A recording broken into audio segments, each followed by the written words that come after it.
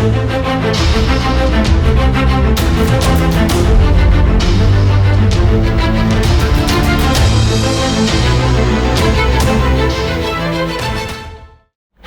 name is Himanshu Kesarwani as a senior faculty of physics, Trishul Defense Academy. Today we are going to discuss how to cover the course for the upcoming India examination, which is going to be held on 1st September. ठीक, it means we have only 15 to 16 days to cover the whole course. तो सबसे पहले हमें क्या करना है, हमें सबसे पहले उन चैप्टर्स पे डिस्कस करना है जिस चैप्टर से डैम श्योर है कि क्वेश्चन आएंगे. देखिए हर एग्जामिनेशन का एक पैटर्न होता है. एक पैटर्न का मतलब ये हो गया कि पर्टिकुलर कुछ चैप्टर्स हैं जहां से वो क्वेश्चन देते ही देते हैं. आप किसी भी एग्जाम को उठा लो, जैसे अगर मैं नीट की बात करूं तो नीट में क्या है, जैसे लॉज ऑफ मोशन है, that's a very important chapter, तो वहां से 2 से 3 क्वेश्चन आते ही आते हैं. तो उसी तरह एनडीए का भी क्या है, एक पैटर्न है. सर्टेन चैप्टर्स हैं जहां पे आपको मिनिमम 1 से 2 क्वेश्चन आने हैं. देन हम वो डिस्कस करेंगे. देखिए ध्यान से, पहले तो हम डिस्कस करें सारे चैप्टर्स का कि किस चैप्टर से पॉसिबिलिटी होती है, किस चैप्टर से पॉसिबिलिटी नहीं होती है. ठीक है, कोई डाउट? ध्यान देना. पहला देखिए आपका पहला चैप्टर कहता है, अगर हम 11th के सेक्शन को फिजिक्स को ले रहे हैं, 11th के सेक्शन की बात करें तो सबसे पहला आपका चैप्टर आता है unit dimension and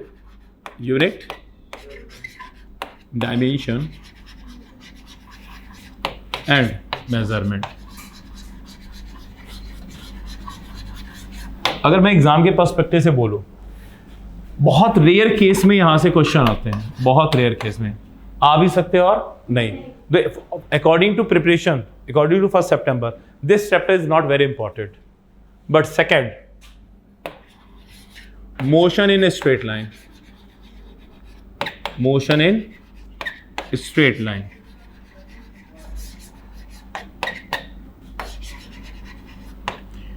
this chapter is the most important chapter. आप किसी भी साल का क्वेश्चन पेपर उठा लो, किसी भी साल का आप उठा लो, आपको यहां से 2 क्वेश्चन मिलेंगे. पहला एक न्यूमेरिकल मिलेगा या फिर थ्योरेटिकल क्वेश्चन आएगा. थ्योरेटिकल का मतलब हो गया यहाँ पे कॉन्सेप्चुअल के बेस पे, ठीक, और एक ग्राफ के बेस पे क्वेश्चन आएगा. आपने पढ़ा होगा graph between position and time, graph between velocity and time, acceleration and time. तो एक क्वेश्चन ग्राफ से, एक क्वेश्चन थ्योरेटिकल या न्यूमेरिकल पॉसिबल है. इट मीन्स एग्जाम के पॉइंट ऑफ व्यू से चैप्टर बहुत इंपॉर्टेंट है. आपके 2 क्वेश्चन डायरेक्ट आएंगे. Third, motion in plane. अब ध्यान देना, जब हम मोशन इन प्लेन की बात करते हैं तो इसमें हम लोग कई चीज पढ़ते हैं.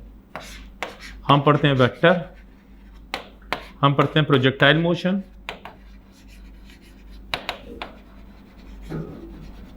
फिर हम क्या पढ़ते हैं बताइए, सर्कुलर मोशन.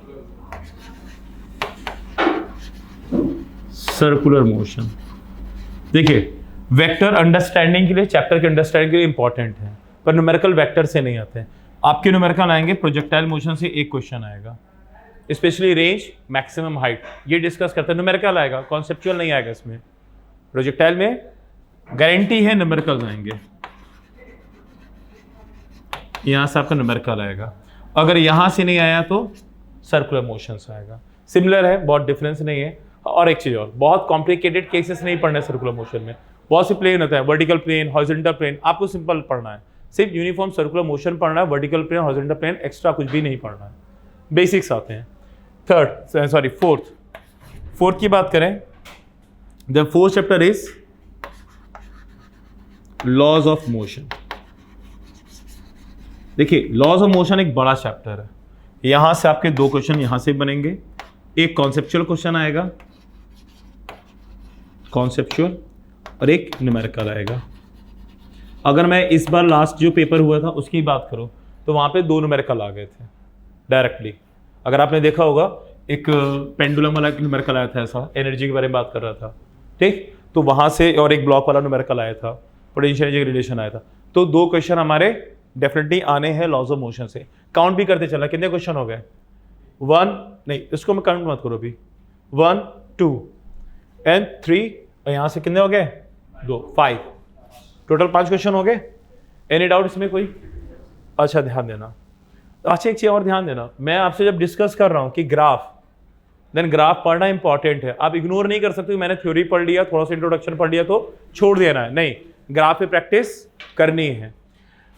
अब फिफ्थ की बात करें, लॉज ऑफ मोशन की बात करते हैं, फिर work power energy. Work power energy damn sure एक क्वेश्चन आएगा, एनर्जी की रिलेशन पूछ लेगा, पावर पूछ लेगा, कुछ भी पूछ लेगा, एक क्वेश्चन आएगा, इजी आएगा, कठिन नहीं है, टफ नहीं आएगा, बहुत इजी क्वेश्चन आता है। ठीक।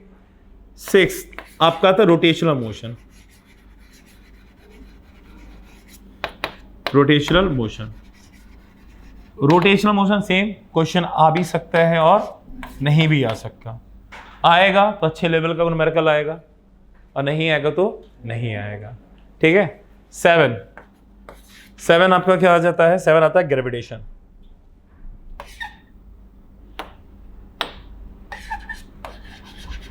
ग्रेविटेशन, अगर ग्रेविटेशन से बात करें, डैम श्योर एक क्वेश्चन आना है, कभी कभी 2 भी आ जाते हैं, कभी एक आता है, कभी 2 भी आ जाते हैं।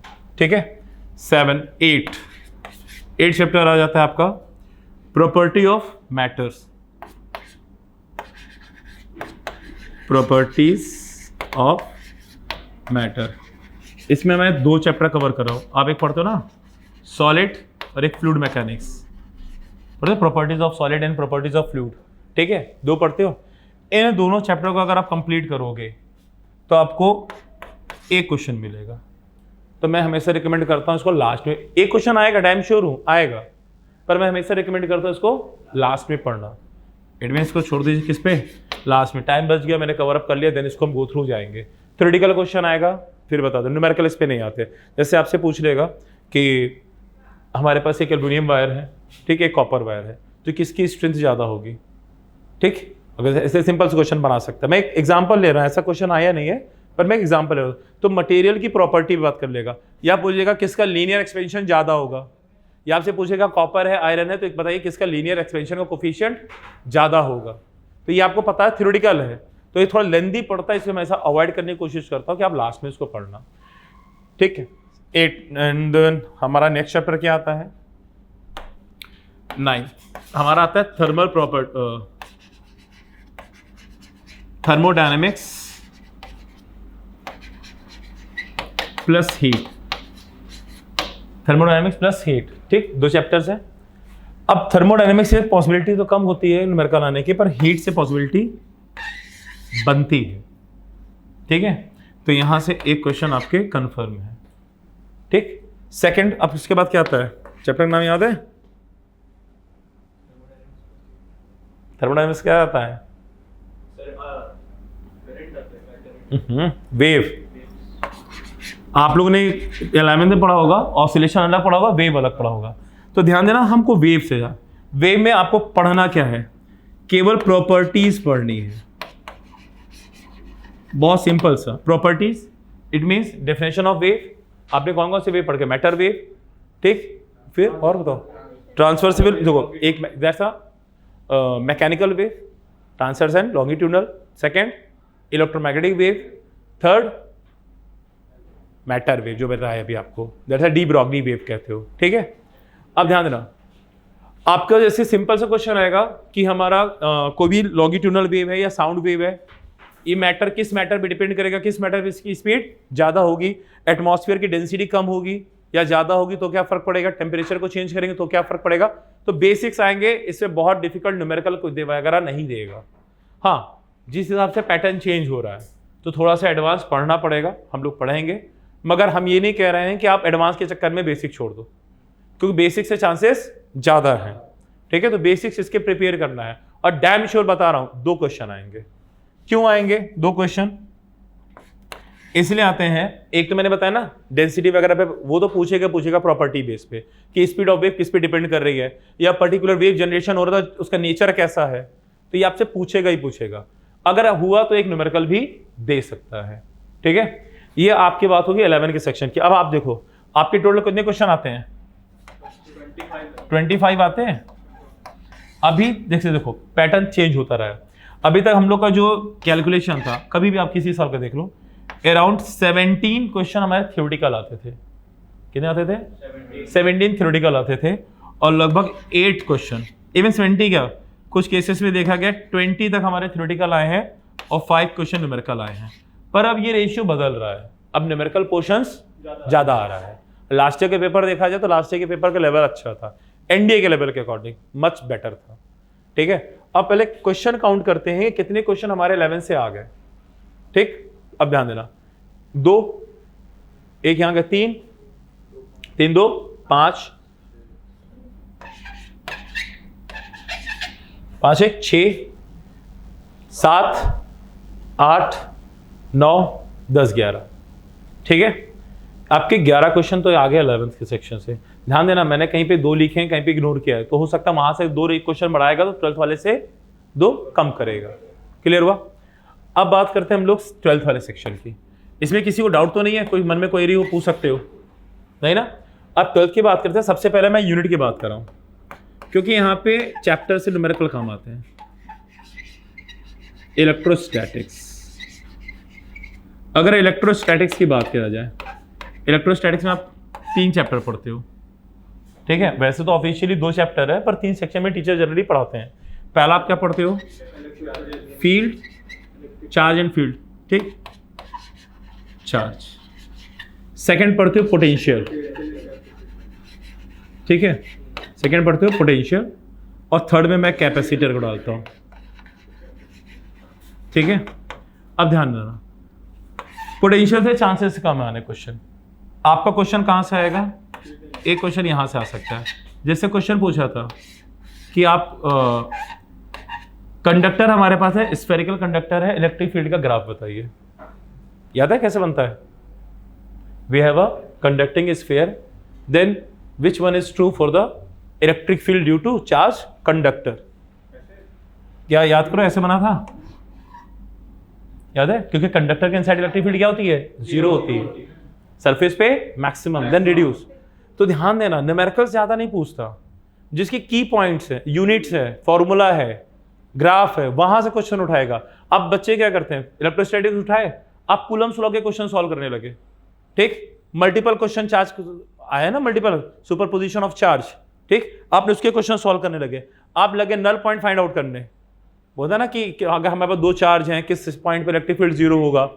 आप इसको कैलकुलेट, ऐसा क्वेश्चन आना ही नहीं है। बहुत रेयर चांस होता है कि कभी आ जाए। अभी तक तो मैंने नहीं देखा पिछले 5-7 साल में कि ऐसा कोई क्वेश्चन आया हुआ है इलेक्ट्रिक फील्ड में। ठीक है, तो एक क्वेश्चन यहां से बनता है और एक क्वेश्चन यहां से। फिर बोल रहा हूं, पॉसिबिलिटी है या तो यहां से या तो यहां से, दोनों क्वेश्चन एक साथ नहीं आ पाएंगे, वो हम कर देंगे। ठीक है, वो मैंने लिखा, मैं बता दूंगा। क्लियर हो गया? यहां पे कोई डाउट? अब देखिए, अब सबसे मोस्ट इंपॉर्टेंट चैप्टर, मतलब मैं तो इसको बोलता हूं एनडीए क्वालिफाई करना है, चैप्टर नहीं पढ़ा तो मान को एनडीए क्वालिफाई नहीं करो। That's a current electricity. Current electricity, और सबसे अच्छी बात मालूम क्या है? अप टू 10th पढ़ना है आपको, सिर्फ Ohm's law, combination of resistance और व्हीटस्टोन ब्रिज। इसके अलावा कुछ नहीं पढ़ना। आपसे नहीं पूछेगा what is the drift velocity, आपसे ये नहीं पूछेगा ड्रिफ्ट वेलोसिटी किस पे डिपेंड करती है, मोबिलिटी क्या होती है, कुछ नहीं पूछ रहा। आप किसी भी साल का क्वेश्चन उठा लो, series, parallel, combination, heat generation, power consumption, ऐसे ही क्वेश्चन पूछेगा। अब गलती यही होता है, जब प्रिपरेशन करते समय हम लोग गलती क्या करते हैं? किसी भी प्रिपरेशन करते समय हमको ये नहीं पता होता कि हमें क्या नहीं पढ़ना है। पढ़ना तो दुनिया को पता है। एक जनरल वे में किसी से पूछो कि सर मेरे को क्या पढ़ना चाहिए, कहेंगे 11th-12th की फिजिक्स पढ़ लो। कोई ये नहीं बताएगा ये टॉपिक मत पढ़ो। अगर सिविल सर्विसेज की प्रिपरेशन कर क्या एनसीईआरटी पढ़ना जरूरी है, पर कोई ये नहीं बताता एनसीईआरटी कैसे पढ़नी है और क्या एनसीईआरटी में नहीं पढ़ना है। क्योंकि जब सब पढ़ने लगते हो ना, कोर्स हो जाता है बल्कि। जब बल्कि हो जाएगा, आप फिजिक्स आनी है 25 नंबर्स की, हिस्ट्री का पढ़ोगे, ज्योग्राफी का पढ़ोगे, इसलिए स्मार्ट स्टडी की जरूरत है। तो ध्यान रखना। तो करंट इलेक्ट्रिसिटी में क्या पढ़ना, मैं मेंशन कर रहा हूं। Basic current, what is current, plus Ohm's law plus combination of resistance, combination of resistance, combination of resistance. यहां पे 2 से 3 क्वेश्चन कंफर्म है। लास्ट ईयर मतलब लास्ट एग्जामिनेशन में 3 क्वेश्चन आए थे, अगर याद हो, देखा हो। ठीक है, 2 से 3 क्वेश्चन डैम श्योर है। करंट इलेक्ट्रिसिटी की बात अगर हम बात करें तो हमारा आता है magnetic effect due to magnetic effect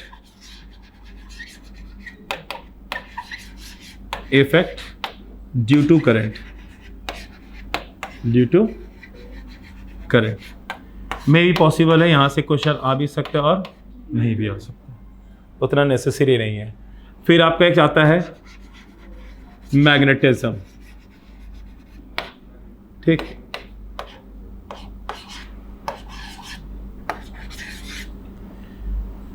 sorry ये 2 है, ये 3 है, ये that is 4। Magnetism again question आ भी सकते हैं और नहीं भी आ सकता। ठीक है, अब आता है 6 इसका, सॉरी 5th में आता है EMI, इलेक्ट्रोमैग्नेटिक इंडक्शन। ठीक है, वैद्युत चुंबकीय। ठीक है, यहां से आपका एक क्वेश्चन बन जाता है कभी कभी। ठीक, फिर बोल लो पॉसिबल है और नहीं भी, तो इतना इंपॉर्टेंट नहीं है। इलेक्ट्रोमैग्नेटिक वेव की जो बात करी तो मैंने ऊपर वेव बताया ना, वेव पढ़ोगे तो उसमें कवर अप हो जाता है इलेक्ट्रोमैग्नेटिक वेव, तो यहाँ पे मैं डिस्कस नहीं कर रहा। फिर उसके बाद बात करते हैं, क्योंकि अगर वेव का वहां दे दिया है तो इलेक्ट्रोमैग्नेटिक वेव से नहीं पूछेगा। अब इलेक्ट्रोमैग्नेटिक वेव में क्या पढ़ना है ये भी बता दूं। इलेक्ट्रोमैग्नेटिक वेव में आपको जो प्रॉपर्टीज हैं वो पढ़नी है, कि माइक्रोवेव क्या होता है, उसकी वेवलेंथ की रेंज क्या होती है, विजिबल रे की रेंज क्या होती है, उसका नेचर क्या होता है, कौन सा डिवाइस कौन सी रे जनरेट कर रहा है, यूवी रे के भी कई पार्ट होते हैं।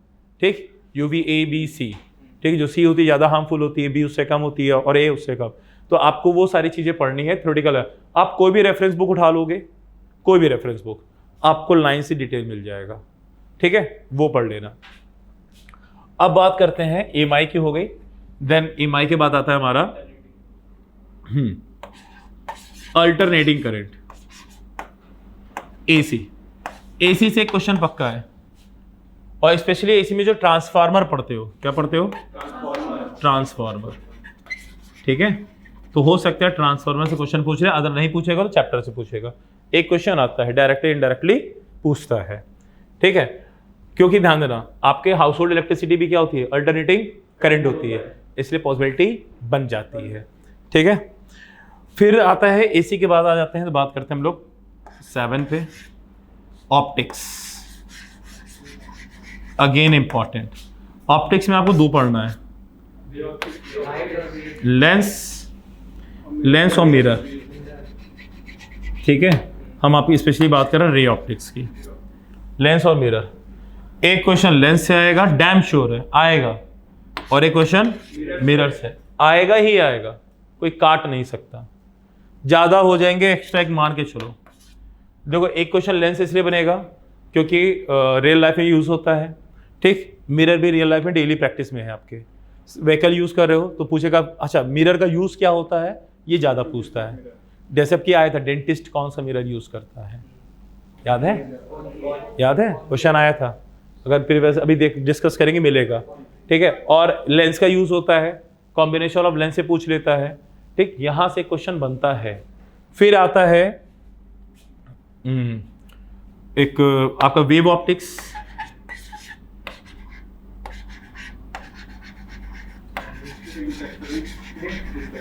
वेव ऑप्टिक्स में नहीं, इंटरफेरेंट डिफ्रैक्शन मत पढ़ना, नहीं पूछेगा। बस वेव ऑप्टिक्स में अगर कुछ पूछना होगा तो प्रॉपर्टीज पूछ लेता है, वो भी किसकी, रिफ्लेक्शन की और रिफ्रैक्शन की। ठीक है, कुछ एग्जांपल दे देगा। ठीक, अपैरेंट डेप्थ पढ़ा होगा, याद है? ठीक है, तो वो रे ऑप्टिक्स का ही पार्ट, पर वो रिफ्लेक्शन को वेव में काउंट करता है, तो इसलिए वहां पे आ जाता है। तो कुल मिला के आपका रे ऑप्टिक्स ज्यादा इंपॉर्टेंट है कंपेयर टू वेव ऑप्टिक्स। पर हाँ, गो थ्रू जाना, हम ये भी नहीं कहेंगे कि इंपॉर्टेंट नहीं तो छोड़ दो, हम ये नहीं कहेंगे। अगर इसको पढ़ रहे हो तो इसको गो थ्रू जाना, यहां से पॉसिबिलिटी है क्वेश्चन आ सकता है। पहले इंस्ट्रूमेंट आता था, ठीक है, और ध्यान देना रे ऑप्टिक्स से बात करें, अगर ध्यान देना अगर वेव ऑप्टिक्स से क्वेश्चन नहीं देगा तो रे ऑप्टिक्स में पढ़ते हो ना इंस्ट्रूमेंट, तो हाँ उसमें पूछ लेता है सीधा कि किस टेलीस्कोप को किसने इन्वेंशन किया था।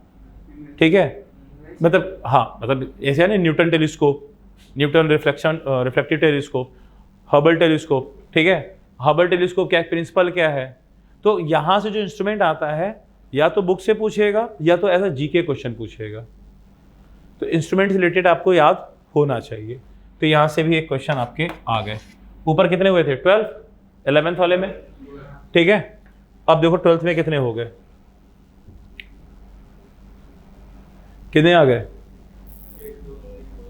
1 2, इसमें से 2 या 3, कितने हो गए टोटल, 4 हो गए। 4 1 5, 5 और 3 8, ठीक है। 8 1 9 क्वेश्चन हो गए। ऊपर कितने थे, 11। अब इसमें आपका जो बच गया मॉडर्न फिजिक्स, बता रहा हूं मॉडर्न फिजिक्स। मॉडर्न फिजिक्स में आप पढ़ते हो कई चीजें, एटॉमिक स्ट्रक्चर पढ़ते हो। तो एटॉमिक स्ट्रक्चर का क्वेश्चन क्या होता है, ऐसे जनरल साइंस में आता है, वो केमिस्ट्री और फिजिक्स दोनों में आता है, ठीक है। तो वो एक क्वेश्चन वहां से आ सकता है, एटम से आपका एक क्वेश्चन आ सकता है। फोटो इलेक्ट्रिक इफेक्ट याद है, photo electric effect, photo electric effect से एक क्वेश्चन आता ही आता है। क्यों आता है, इसका एक सिंपल सा फॉर्मूला है, E = SC/λ, ठीक है, mc²। इनसे रिलेटेड एक फॉर्मूला पे क्वेश्चन न्यूमेरिकल आ जाता है, नहीं तो बेसिक आपने इलेक्ट्रोमैग्नेटिक वेव में जो प्रॉपर्टी पढ़ के रखी है उससे रिलेटेड कोई क्वेश्चन दे देगा। तो यहां से क्वेश्चन पॉसिबिलिटी है आने की। अब बात करते हैं सेमीकंडक्टर की। सेमीकंडक्टर से अगेन क्वेश्चन आ भी सकता है और नहीं भी, ठीक है। अब क्वेश्चन आ गया सर, अभी तो आपने टोटल डिस्कस करे, तो कितने क्वेश्चन हो गए हमारे, 22। अगर टोटल काउंट करोगे 22 आएंगे। तो क्वेश्चन का आते कितने हैं, 25। 3 से 4 क्वेश्चन का कोई फिक्स नहीं है। वो जीके, देखो आप जीके पढ़ते हो, जनरल नॉलेज बेस पे, जनरल साइंस पढ़ते हो ना, अलग अलग मैं किसी का नाम नहीं ले रहा, अलग अलग पब्लिकेशन की बुक आती है जनरल में। जैसे अब आपसे पूछ लेगा टेलीफोन का इन्वेंशन किसने किया, रेडियो का इन्वेंशन किसने किया, कभी कभी कुछ ऐसे क्वेश्चन पॉसिबिलिटी बन जाती है, ठीक है। अगर ऐसे क्वेश्चन नहीं पूछे, ध्यान देना, मैंने आपसे बोला ना आ भी सकता और नहीं भी आ सकता, कुछ चैप्टर से मैं बोला अगर ऐसे जीके के क्वेश्चन नहीं दिया तो उन चैप्टर्स को छुएगा, अगर उन चैप्टर को नहीं छुएगा तो जीके टाइप के क्वेश्चंस देगा। तो ओवरऑल हमको सिलेक्शन पाने के लिए, अब बात समझना, अब आपके पास टाइम नहीं है कि आप पूरा सिलेबस कवर करो। 25 में से अगर आपने एटलीस्ट 17+ क्वेश्चन आप सही कर रहे हो तो आपका सिलेक्शन डैम श्योर पक्का फिजिक्स के पर्सपेक्टिव से। कि आपको ये नहीं कहना पड़ेगा कि मैंने फिजिक्स नहीं पढ़ी तो फिजिक्स से मेरा सिलेक्शन रुक गया। क्लियर हो गया? अब डिफेंस एग्जाम क्रैक करना हुआ और भी आसान, त्रिशूल डिफेंस एकेडमी लेकर आए हैं बिल्कुल ही एडवांस लर्निंग ऐप। तो आज ही ज्वाइन करें और स्टार्ट करें अपनी ऑनलाइन क्लासेस।